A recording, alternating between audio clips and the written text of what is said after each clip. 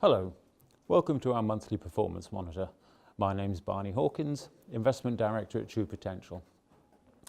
Volatility has continued with markets moving rapidly but in the main not really going anywhere, and returns depending more on currency movements than anything else. The US economy is clearly leading the way in terms of growth. It's further through the recovery cycle, and the Fed is likely to raise rates twice more this year if it can do so without causing harm to ongoing economic growth. The substantial tax cuts and federal spending are helping to counterbalance the negative effect from rate hikes and the end of quantitative easing. Unemployment in the US is now at levels not seen since 1969, so attention is focused on whether tighter labour markets end up generating wage price inflation and higher prices. That said, market reaction has generally been sanguine around the recent interest rate rises. In Europe, the tapering of quantitative easing has also passed without much reaction. However, it does seem that political uncertainty is having a restraining effect on market returns. The potential for Quit-Italy, or Italy leaving the Eurozone, is slight, but not inconsequential. Italy's political environment has always been fraught.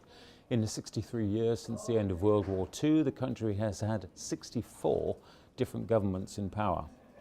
The overall view is that Italy will stay within the European Union, and views on Europe remain positive. But the political situation is making some managers reappraise this area and marginally trim their exposure.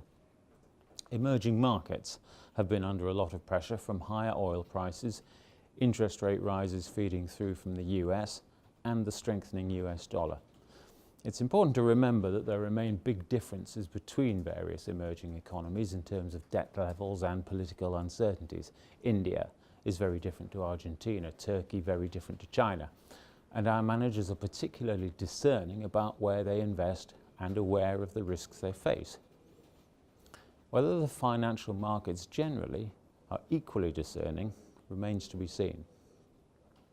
In the UK, the overall view is mixed. Economic data is improving, and the consensus view is that the Bank of England will hike rates when it can, possibly in August and/or November. There's a more positive view when it comes to UK equities. Larger market capitalisation stocks in the top 100 index offer international exposure. They're more exposed to growth across the global economy, but at valuations lower than other developed markets generally. Moving on to bond markets, our managers are holding bonds more for diversification to mitigate risk rather than as a way to generate high returns.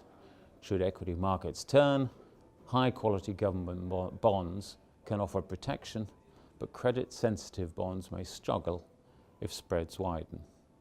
As we've said before, this year looks set to be characterised by periods of volatility. Interest rates are generally headed higher, but the speed and extent to which they will be raised will be very data dependent. In the first half of the year, we've seen interest rate expectations vacillate, and we can expect this uncertainty to continue as events unfold. As ever, diversification and a close eye on risk will remain key. Thanks for listening, and we'll see you again next month.